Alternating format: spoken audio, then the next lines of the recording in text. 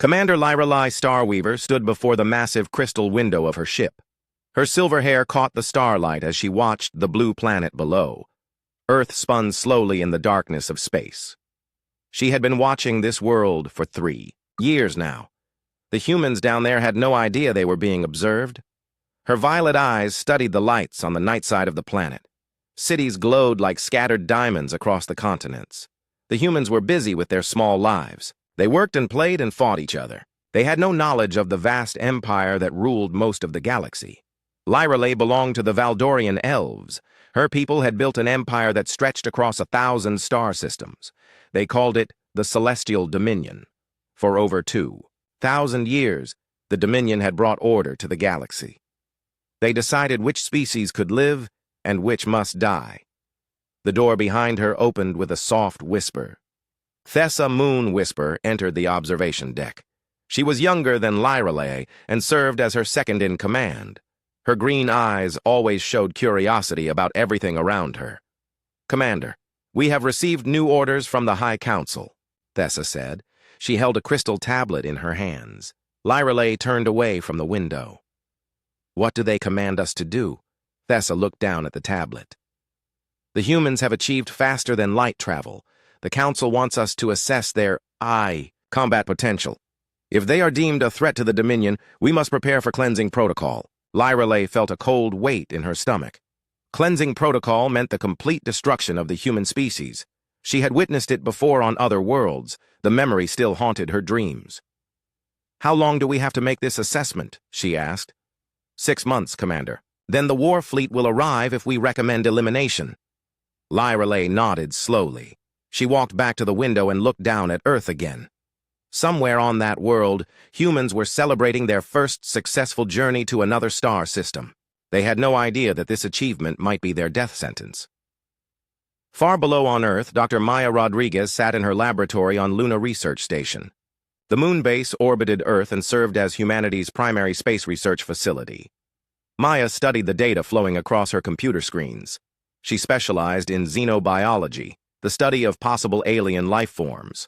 Her dark hair was tied back as she worked late into the night. Most of her colleagues had gone to sleep hours ago.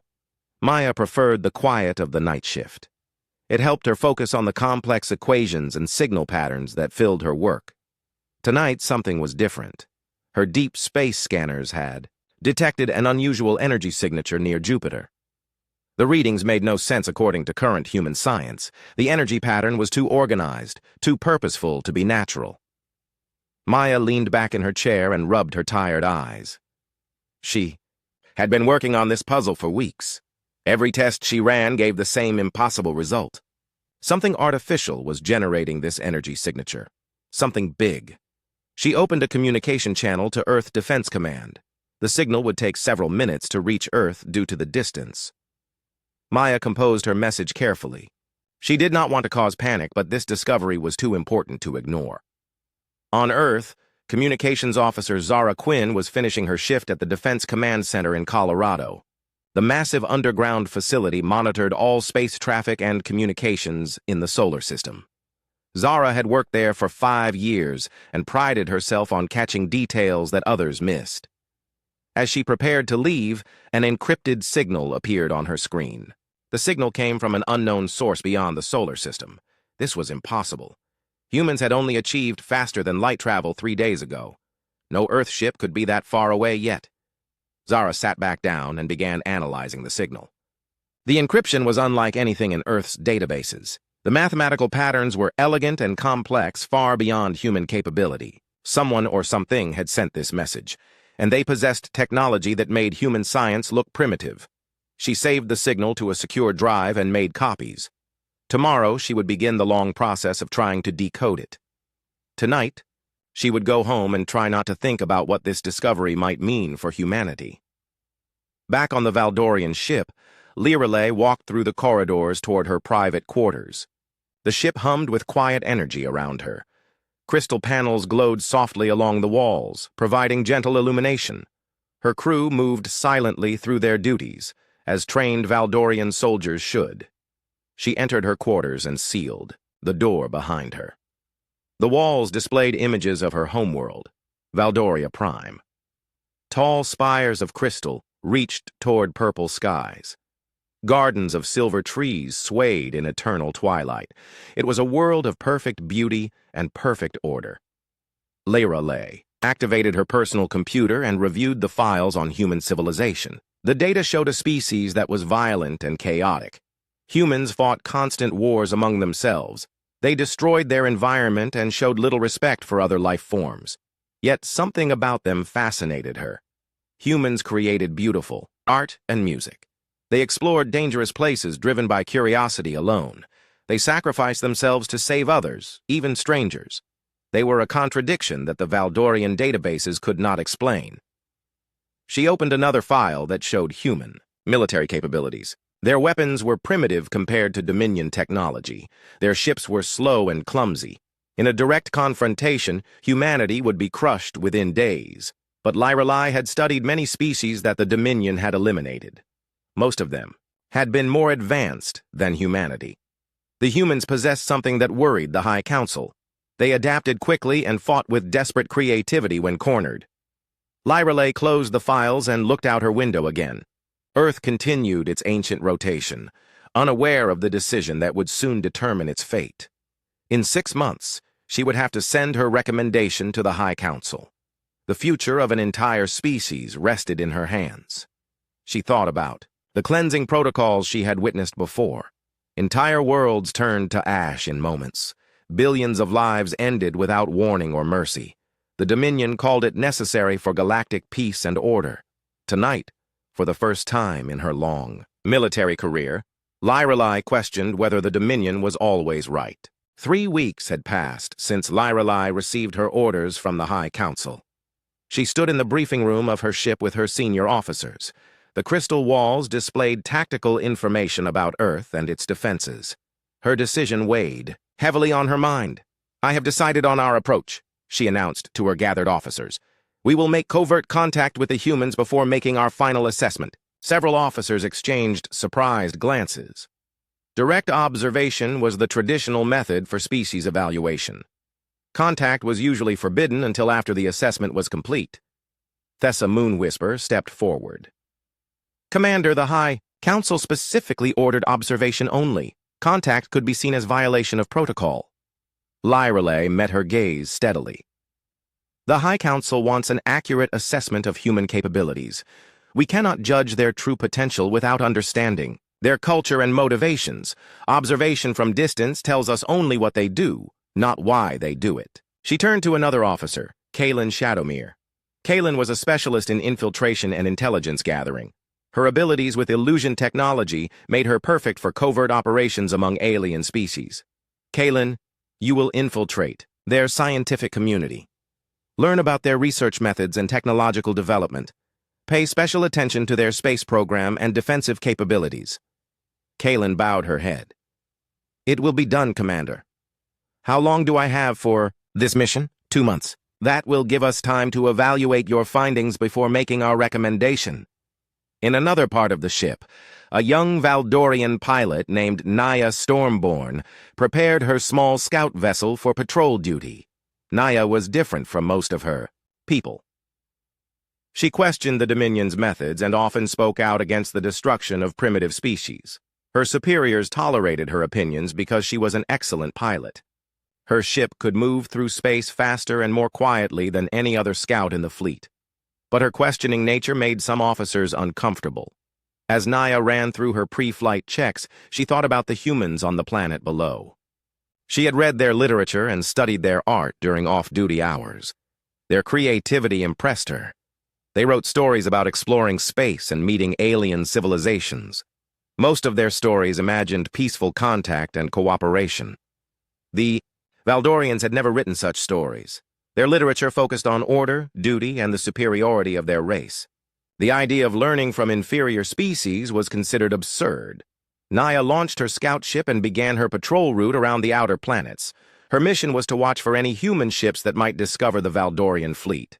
The humans had only achieved faster than light travel recently, but they were expanding their exploration rapidly.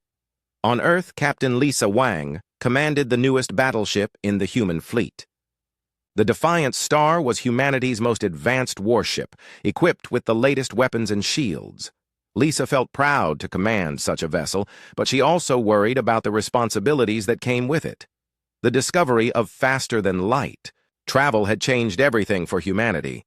Suddenly, the galaxy seemed much smaller and more dangerous. Intelligence reports suggested that other civilizations existed among the stars. Most human leaders assumed that first contact would be peaceful, but Lisa was not so optimistic.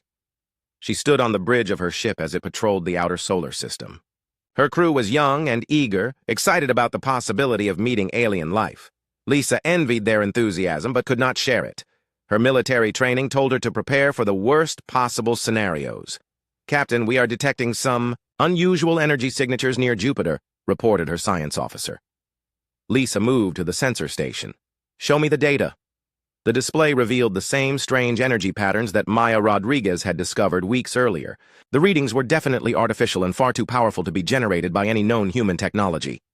"Keep monitoring those signatures," Lisa ordered, "and prepare a detailed report for Earth Defense Command. If someone is out there, we need to know about it." Meanwhile, Maya Rodriguez continued her research on Luna Station. Her investigation of the Jupiter energy signatures had led to even more disturbing discoveries. The patterns were not random.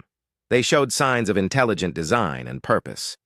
Maya had shared her findings with several colleagues, but most dismissed them as sensor errors or natural phenomena. Only one person seemed to take her seriously. A new researcher named Kate had joined her team recently and showed remarkable insight into the data. Kate worked with Maya late into the night, analyzing the energy patterns and developing theories about their origin. She asked intelligent questions and offered suggestions that helped advance their research significantly. What Maya did not know was that Kate was actually Kaylin Shadowmere in disguise. The Valdorian officer used advanced illusion technology to appear human. Her real mission was to study human scientific capabilities and report back to Commander Liralai. But as Kaylin worked alongside Maya, something unexpected happened. She began to respect the human scientist's dedication and intelligence. Maya worked tirelessly to understand the universe around her. She asked questions that even Valdorian scientists had never considered.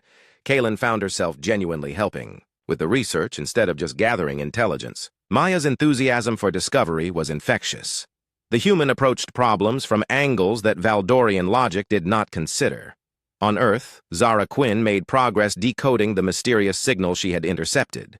The encryption was incredibly complex, but she had identified some basic mathematical patterns. The signal appeared to contain star charts and what might be warnings about dangerous regions of space.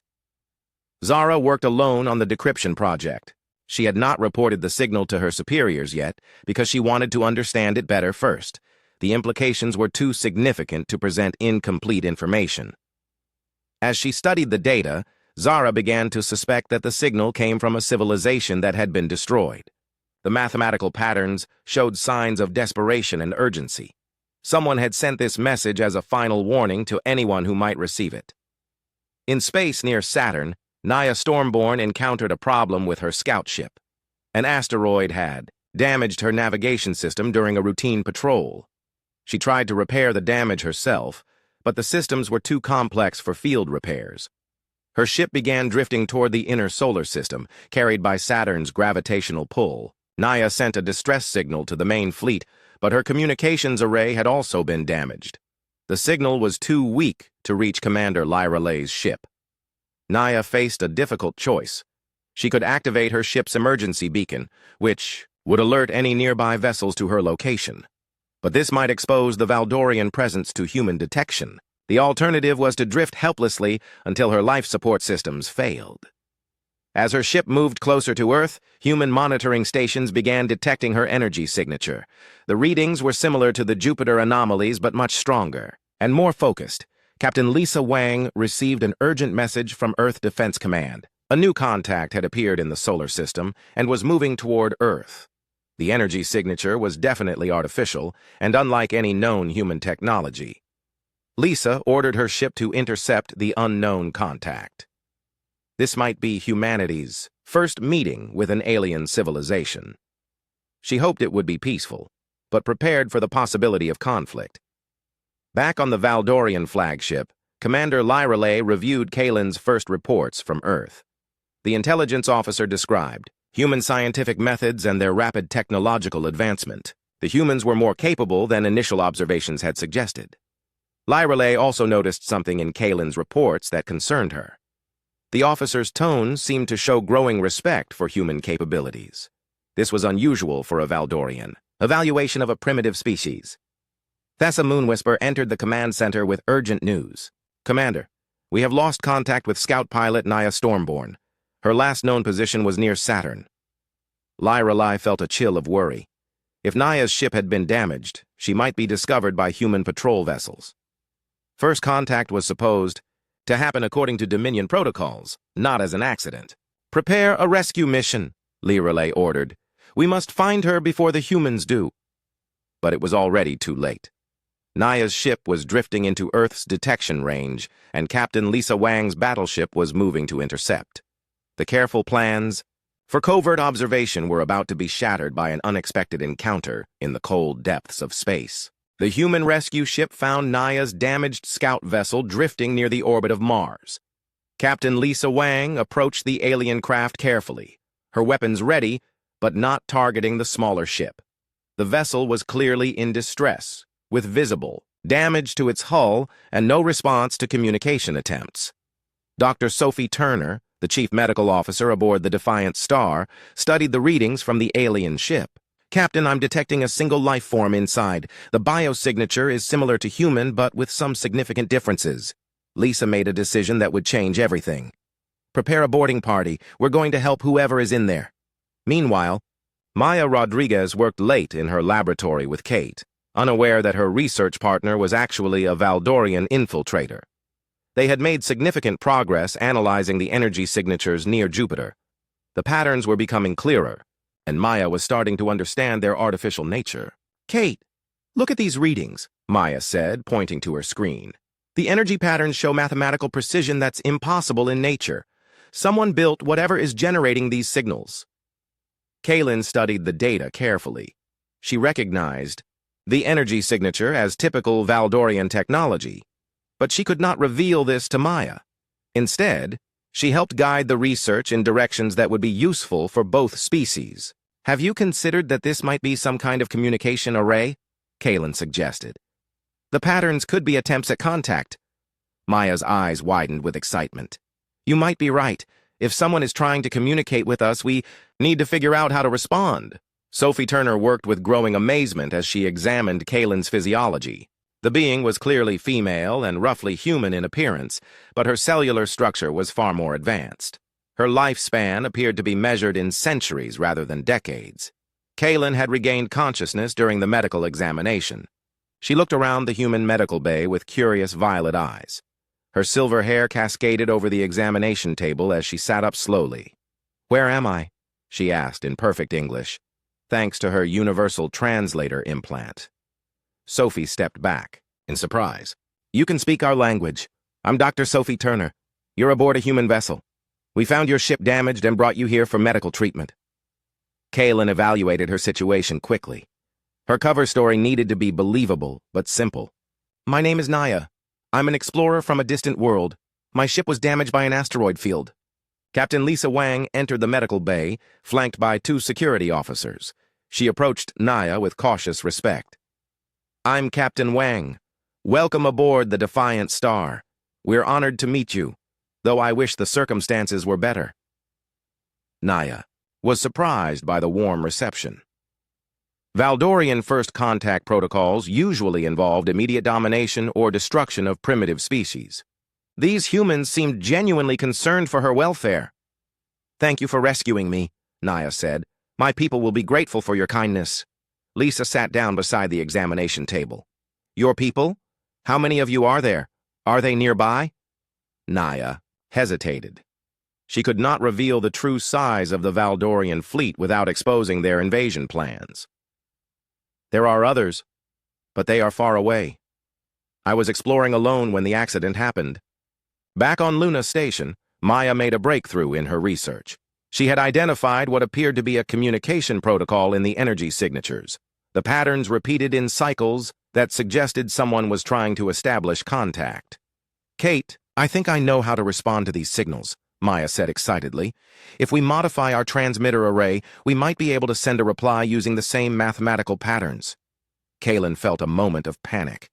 If the humans tried to communicate with the Valdorian fleet, it would expose her mission and possibly trigger an early attack. But she could not stop Maya without revealing her true identity.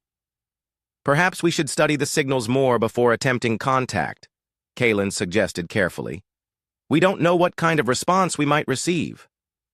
Maya looked at her with surprise. "Kate, this could be the most important discovery in human history. We have to try." On Earth, Zara Quinn finally succeeded in partially decoding the mysterious signal she had intercepted weeks earlier.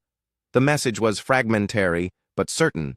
Words came through clearly: "Empire comes, resistance failed, and warn others." Zara stared at her screen in growing horror.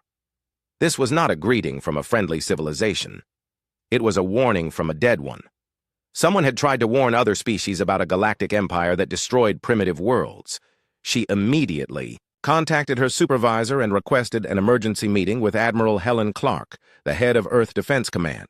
The situation was too serious to handle through normal channels. Admiral Clark reviewed Zara's findings in her secure office deep beneath the Colorado mountains. The partially decoded message painted a terrifying picture of a vast empire that conquered or destroyed every species it encountered. "How reliable is this translation?" Admiral Clark asked. "I've checked it multiple times using different decryption methods," Zara replied. "The mathematical foundations are solid. Someone sent this warning and they were desperate for other civilizations to receive it." Clark activated her communication system and contacted President Maria Santos directly. Within hours, an emergency session of the Global Defense Council was convened. World leaders gathered virtually to discuss the implications of the alien warning. Meanwhile, Commander Lyralai faced a crisis aboard her flagship. The loss of contact with Naya's scout ship had forced her to make difficult decisions. A search mission might expose the Valdorian fleet to human detection, but abandoning Naya was unacceptable. Thessa Moonwhisper brought her additional bad news. "Commander, our intelligence intercepts suggest that the humans have detected our energy signatures near Jupiter. They may be attempting to establish communication." Lyralai felt the weight of command pressing down on her. The situation was spiraling beyond her control. The careful observation mission was becoming a potential first contact scenario, and she was not prepared for that responsibility. "What is the status of Agent Kaelin's infiltration mission?" Lyralai asked.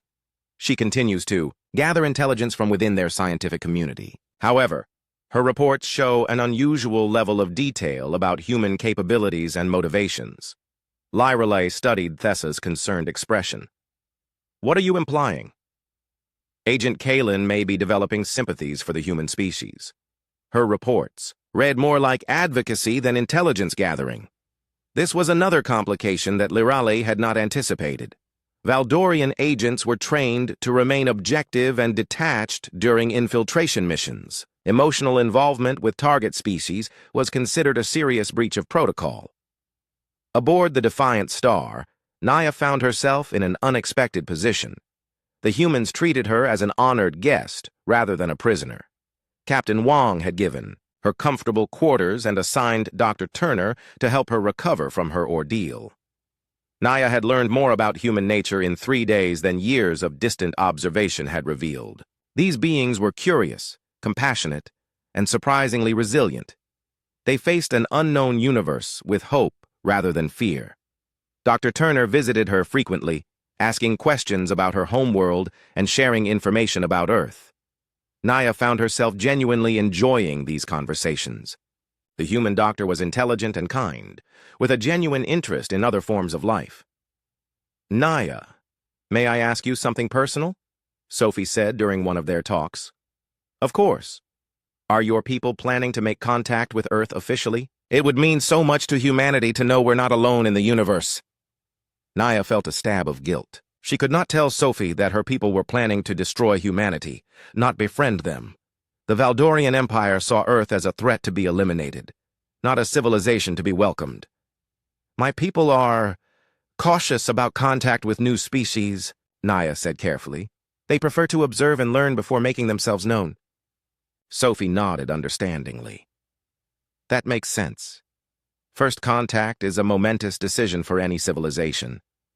That night, Naya lay awake in her quarters, thinking about the humans who had saved her life.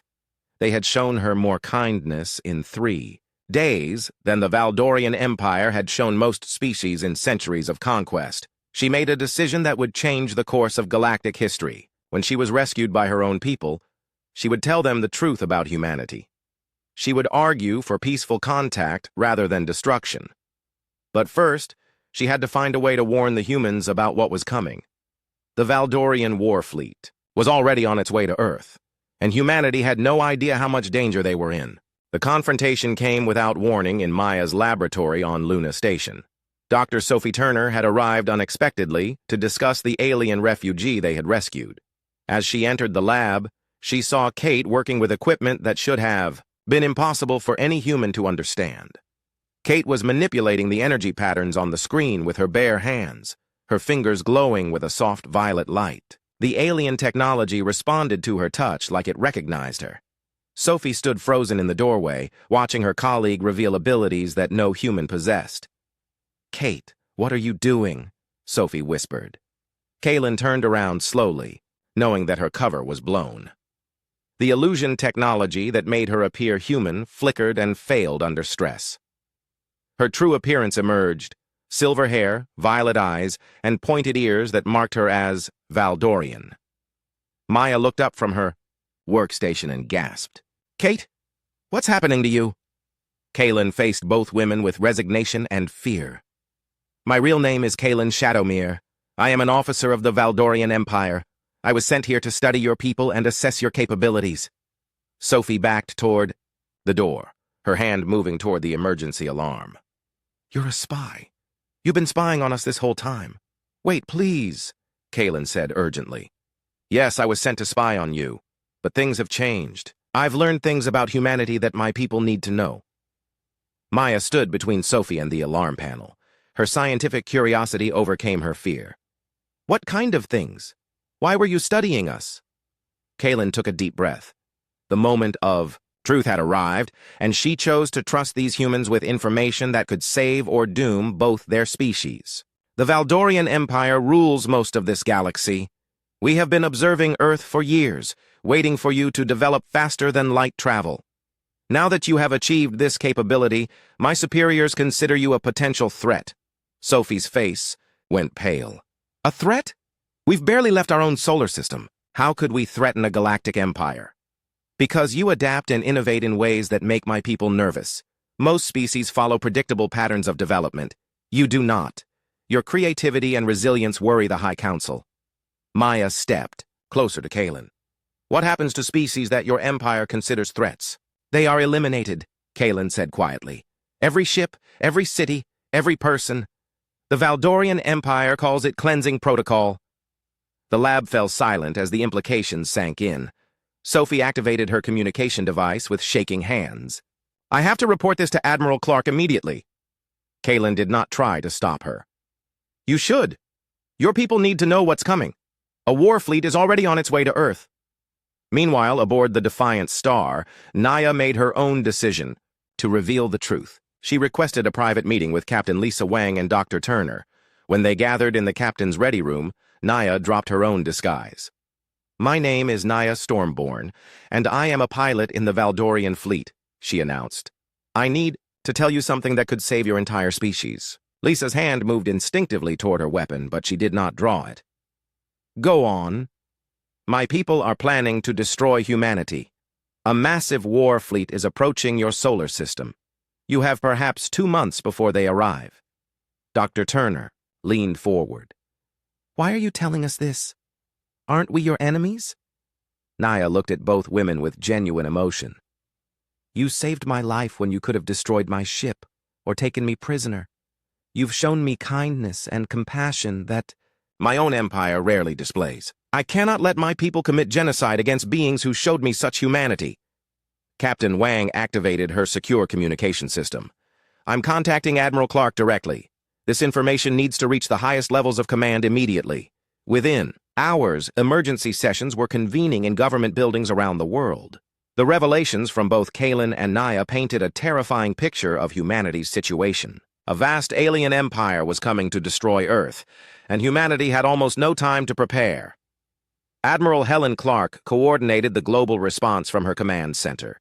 She brought together military leaders, scientists, and political figures from every major nation. The usual squabbles and territorial disputes were set aside in the face of extinction. "Ladies and gentlemen, we face a threat unlike anything in human history," Admiral Clark announced to the assembled leaders. "According to our alien contacts, we have approximately 8 weeks before a fleet of 200 enemy ships arrives at Earth." General Kate Morrison, the military's top strategic mind, studied the intelligence reports. "What are our defensive capabilities against this threat?" "Our entire space fleet consists of 37 ships," replied Captain Amy Brooks, who commanded the newest destroyer in the fleet. "Most of them are exploration vessels with minimal weapons." The numbers were staggering. Humanity faced odds of more than 5-1 against an enemy with superior technology and centuries of military experience. In any conventional analysis, Earth's situation was hopeless, but humans had never been conventional in their approach to problems. Dr. Vera Lightbringer, a Valdorian scientist who had arrived secretly with Kalen's mission, requested permission to address the human leaders. She had been studying human technological development and had reached startling conclusions. "Your species has capabilities that Valdorian tactical analysis does not account for," Vera explained. "You innovate rapidly under pressure. You adapt existing technologies in unexpected ways. You fight with creativity that confuses opponents who expect logical, predictable responses." General Morrison leaned forward with interest. "Can you give us examples of what you mean? Your history shows repeated examples of smaller forces defeating larger ones through superior tactics and innovation. You use terrain, weather, and even your enemy's strengths against them. The Valdorian Empire has conquered many species, but none have fought the way humans fight." Meanwhile, Commander Lirelai faced the most difficult decision of her career. Agent Kalen had been discovered and had apparently switched sides. Pilot Naya was missing and presumed captured. Her careful observation mission had become a diplomatic and military disaster. Worse still, she had received new orders from the High Council. A massive war fleet under the command of Selene Voidwalker was approaching Earth ahead of schedule. Selene was known throughout the Empire as a ruthless enforcer who believed in overwhelming force and total destruction. Thessa Moonwhisper brought her the latest intelligence reports. "Commander, our long-range sensors detect increased human military activity throughout their solar system. They appear to be preparing for conflict." Lirelai studied the tactical displays showing human ship movements. The humans were repositioning their entire fleet into defensive formations around Earth and Mars. They were also constructing what appeared to be weapons platforms at strategic locations. "How long until Selene's fleet arrives?" Lirelai asked. 6 weeks, Commander. She has orders to begin the cleansing protocol immediately upon arrival. Lirelai made a decision that would brand her as a traitor to the Valdorian Empire. She activated a secure communication channel and sent a message directly to Earth Defense Command. "This is Commander Lirelai Starweaver of the Valdorian Observation Fleet. I am transmitting detailed intelligence about the approaching war fleet. You must prepare immediately. This is the only warning you will receive." The message included tactical data about Valdorian ship capabilities, weapon systems, and standard attack formations. It was everything humanity needed to plan their defense, provided by an enemy commander who had chosen conscience over duty.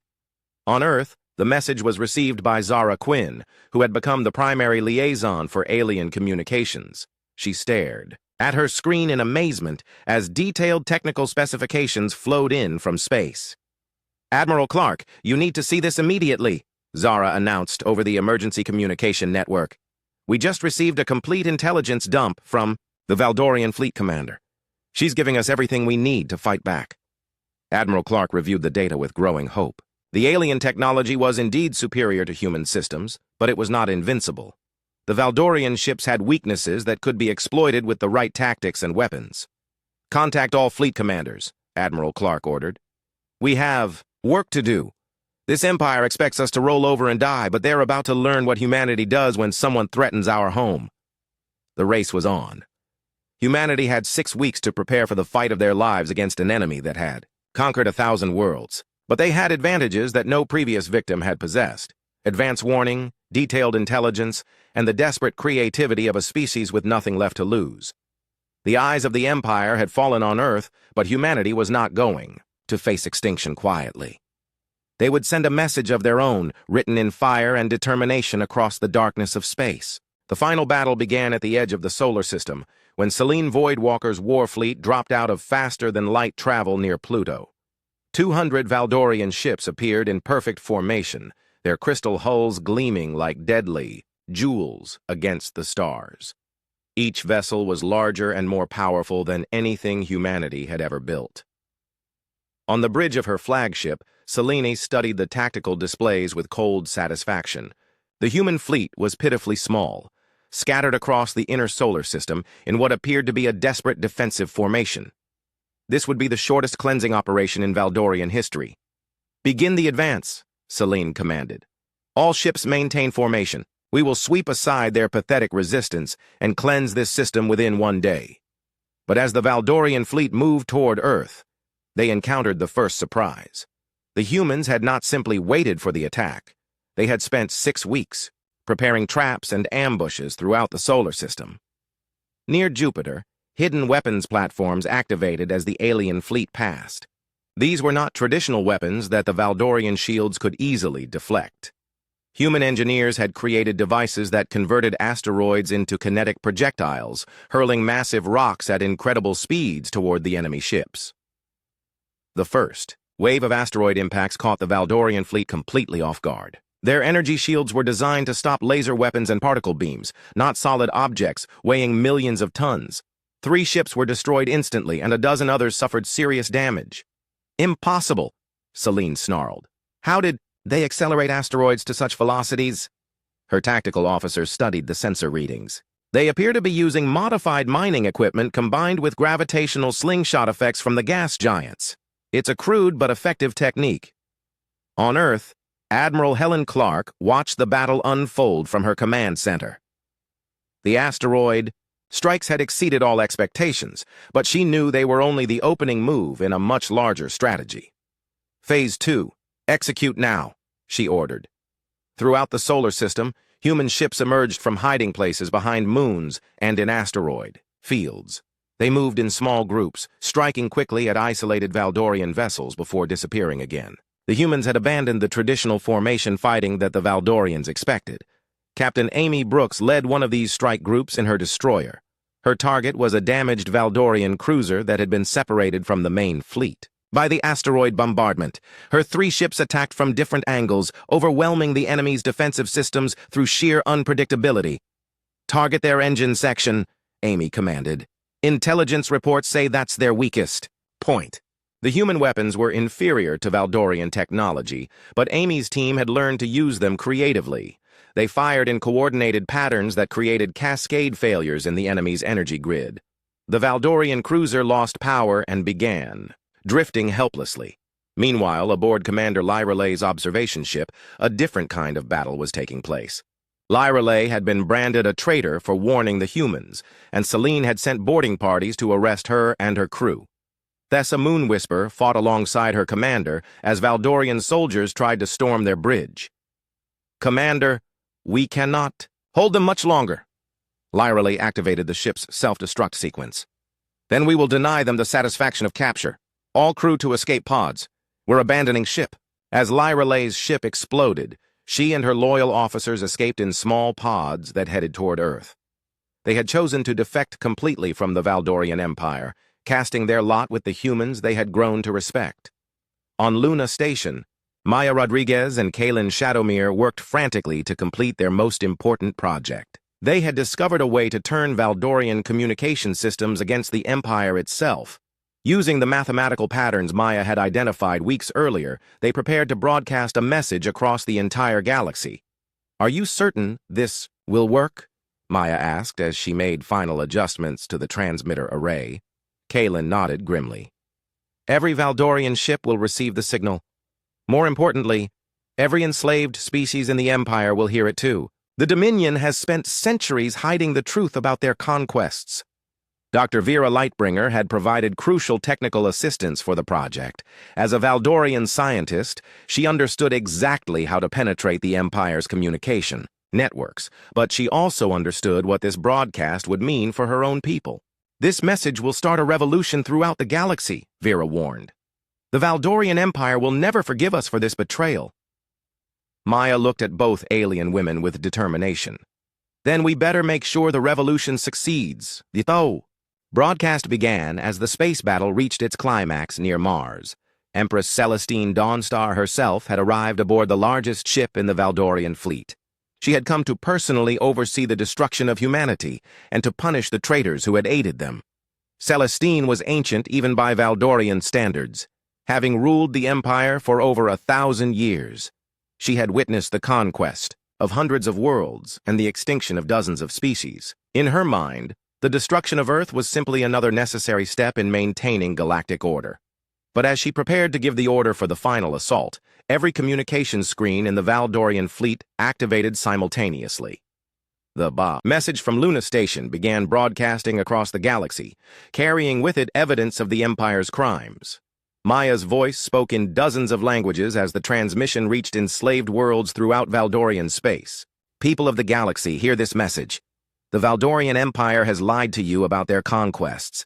They claim to bring order, but they bring only death and oppression." The broadcast included historical records that Kaelin and Vera had smuggled from Valdorian archives. It showed the destruction of peaceful civilizations, the enslavement of entire species, and the systematic lies that the Empire used to justify its actions. On worlds across the galaxy, enslaved peoples received the message and began to understand the true scope of Valdorian atrocities. Rebellions erupted simultaneously on 100 different planets as species that had been conquered centuries ago rose up against their oppressors. Empress Celestine watched in horror as reports flooded in from across her empire. The carefully maintained order of 1,000 years was collapsing within hours. "Destroy that transmission source immediately," she commanded. "Stop this broadcast before it spreads further." But it was too late. The message had already reached the farthest corners of Valdorian space. Species that had never heard of Earth were taking up arms against the Empire that had enslaved them. The rebellion that Vera had predicted was spreading like wildfire. In the space around Earth, the tide of battle began to turn. Human tactics that had seemed chaotic and desperate were revealed as carefully coordinated strategy. The scattered human fleet had drawn the Valdorian ships into a series of traps and ambushes that negated their numerical advantage.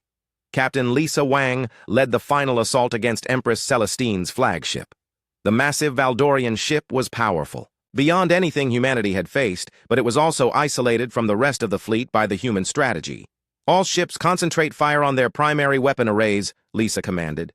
"We don't need to destroy them, just disable their ability to fight back." The battle for Earth's survival came down to a single moment when Naya Stormborn made the ultimate sacrifice. Flying a captured Valdorian fighter, she rammed her ship into the Empress's main weapon system just as it prepared to fire on Earth. The explosion disabled the flagship's primary guns and sent a message throughout both fleets.